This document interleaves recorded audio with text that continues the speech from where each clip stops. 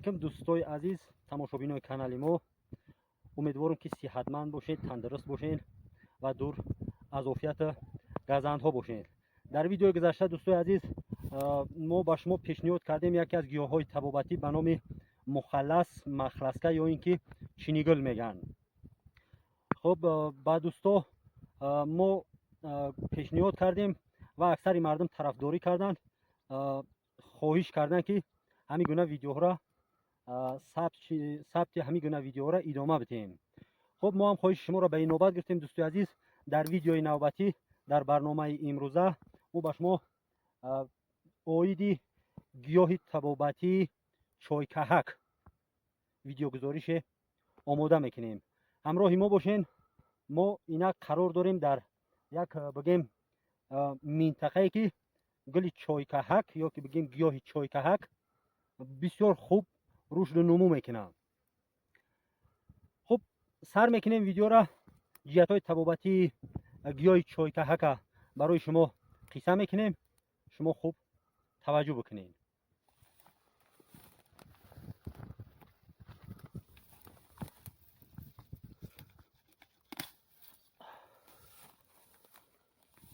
дӯстои азиз, ана ҳамин аст гиёҳи чойкаҳак ва он чизе ки мо қайд карда мегузарем. дӯстои азиз, шумо ҳатман ва ҳатман ки бе тавсияи табиб истифода набарен. аввал бемориро хуб аниқ дақиқ кунед, баъдан метавонед ки аз ин гулу гиёҳҳо истифода бибарен. хуб, ба он хотире ки худтабобатӣ бигем ки ба хуруҷу ба авҷ гирифтани беморӣ оварда мерасонад. фақат тавсияи табиба бигирем, баъдан истифода барем. ана ҳамин аст гиёҳи чойкаҳак. дӯстои азиз, гиёҳи гарм аст, хосияти гармӣ дорад. дар бемориҳои хуб хичак, дар бемориҳои гурда, дар бемориҳои санги гурда, санги хичак фоида дорад. санги хичака санги гурдаро мерезонад. хусусияти пешобронӣ дорад. дар талхаву ҷигар, гиреҳҳое ки дар ҷигар ҳастанд, гиреҳҳоро мекушояд. агар занҳо аз так бардоранд, ҳайзи басташудаи занҳоро равона мекунад. хуби бемории занҳо чун медонанд, мақсад ки метавонанд ки бо тавсияи табиб истифода бибаранд. бачадони занҳоро ҳолатша хуб мекунад, қавӣ мегардонад. ва агар ки мурод афтонидани бача боша аз бачадон, ҳамин гиёҳи чойкаҳак агар ки ба маврид истифода бибаранд, бачаро аз бачадони занҳо меафтонад. ба марду ҳам қуввати мардӣ мебахшад. ҳангоми ҳамхобагӣ кардан бигем аму протсесси хуфту хоба дароз мекунад. яъне ки агар ки қуввати 5 дақиқаи дошта бошӣ, ба 15 то 20 дақиқа мубаддалш мекунад. хуб, боз бигем ки калонсолҳо мегӯянд ки агар ки ҳамин баргҳои чойкаҳака ҳангоме ки ягон ҷои даст, по ё умуман ягон ҷои организм ягон ҷо куфт бихӯра ё ки бурида шава, реш пайдо кунад, яъне ки ҷароҳат шава, метавонем ки барги чойкаҳака ҳамин хел то ба мисли кунҷора шиданаш бигазем ва дар ҳамун ҷоҳое ки реш ҳаст, яра ҳаст, ман ҳамин хел мегузорем, ба ягон лата мебандем ва дар як муддати кӯтоҳ ҳамин ҷароҳата ба ҳам меора, маҳкам мекунад, сиҳат мебахшад. ҷиҳати дигари табобатиш дӯстои азиз ҳамин ки узвҳои роҳҳои нафаса, бемориҳош ки аз сардӣ боша шифо мебахшад. балғама аз шуш берун мекунад, шуш аз ахлотҳои бегона пок мекунад ва кашидани нафасе ки ба душворӣ боша осонаш мекунад. аз баргҳош, аз гулш тайёр кардан ба мисли ҳамун чӣ мегӯянд, шакарову тайёр мекунанд, гашничу пиёза мечиканд дар табақ, яъне майда мекунанд ба санг.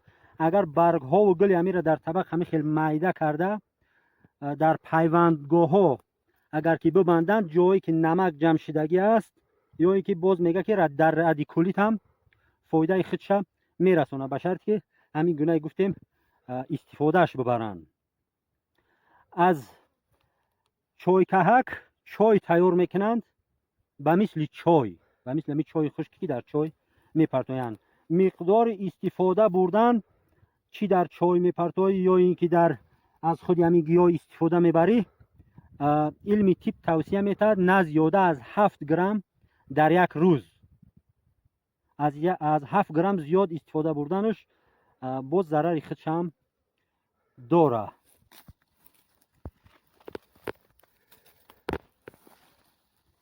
جهت طبابتی دیگری گیاه چای کهک دوستای عزیز همین که در بیماری های پوست فایده بگیم به اندازه داره. با توصیه طبیبا شخصانی که بیماری هایی که پوست رو سفید می شود یا که داغ های کنجیدک در رو می شود یا در که جایی که بدن باشه استفاده ببرن. اگر همون چی میگن کورس لیچینیا داره، داغ های کنجیدک از چهره یا که از پوست دفع میکنه، سفید شدگی پوست کسلی چی میگن همون یک سفید می شود پوست، همون را میگه که آهسته آهسته اگر که بردوام از همین گیاه طبابت کنن، گیاه چای کهک بسیار یک دوای خوبیه برای سفید شدگی پوست. رنگ رو را نیکو میکنه. چهره که از بی آفتابی کبود شدگی همون چهره را به رنگ اصلی خودش آورده میرسونه.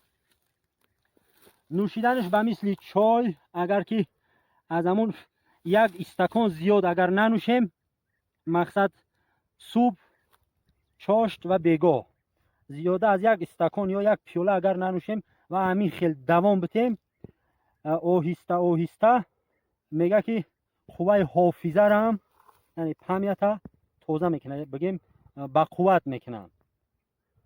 بیماری های وسواس، بیماری هایی که خیالی میشوه آدم یا وسواسی میشوه، در امونا هم بیماری های عصب ده فایده کلان داره. بر ضد زهرهای جانورا تریاک است. میگه که اگر که هنگام گزیدن مار، غندل یا کژدم اگر که زود پیخست بروند که غندل گزیده است یا مار گزیده است، همون زهر الکی به تمام بدن پاش خوردگی نیست، زود از برگ یا گل همین چای کهک بغجن، غج کنن، بگزن در جای گزیدگی اگر که بگذارن سخت ترکیب زهر را ویرون میکنه و زهر دیگر تاثیرش در بدن کم میشود. خب دیگر دوستای عزیز، موسم جمع‌آوری همین گونه گل گیاهای طبابتی ای در آسیای میانه، خصوصا در تاجیکستان ما قرار داریم. بگیم در منطقه‌ای که گل گیاهای طبابتی زیاد ای و ما کم کم برای داروواری مسئله میایم جمع‌آوری میکنیم. از برگ و از تنه و از گلش استفاده برده میشود در طب. از ریشهش هم استفاده میبرند. بهتر خوبتر همیه که برای بنابودی آوردن رسانیدن گل گیاهای طبابتی ما از ریشهش استفاده نبریم، بگذار ریشهش هم مسئله بسبزه و به قدر ضروری که ما استفاده میبریم در یک سال تا سال دیگر به قدر همون ضروری جمع آوری کنیم، باقی دیگرش خب دست نرسونیم تا که طبیعت هم خراب نشوه و باز برای ما طبیعت خدمت کنه. گفتیم در اول که هر گل گیاهی را که ما برای شما پیشنهاد میکنیم همچون طبابتی، شما اول از طبیبا توصیه بگیرین، بیماری را انیق دقیق کنین، بعد استفاده ببرین. با خاطری که هر یک ارگانیسم، هر یک وجود خاصیت خودش داره. ارگانیسمی هست که گرم است، ارگانیسمی هست که سرد است و ارگانیسم هایی هستند که در بین گرمی و سردی هستند. به همون خاطر شما اولا شما از طبیبا توصیه بگیرین، رنگین کنین، یگان همون جایی که درد میکنن دقیق کنین که سببش گرمی است، سردی است، نمک جمع شده است یا یگان بیماری دیگر است. بعدا از گل گیاهی که ما برای شما همچو دارو پیشنهاد میکنیم بعدا استفاده ببرین. همین بود برنامه ما اویدی گیاه طبابتی چای کهک. خودتون نزدیکاتون سلامتیشون حفظ بکنین، کاری کنین که نیاز به طبیب نداشته باشین. در امان خدا باشین. خداوند نگهبانتون باشه.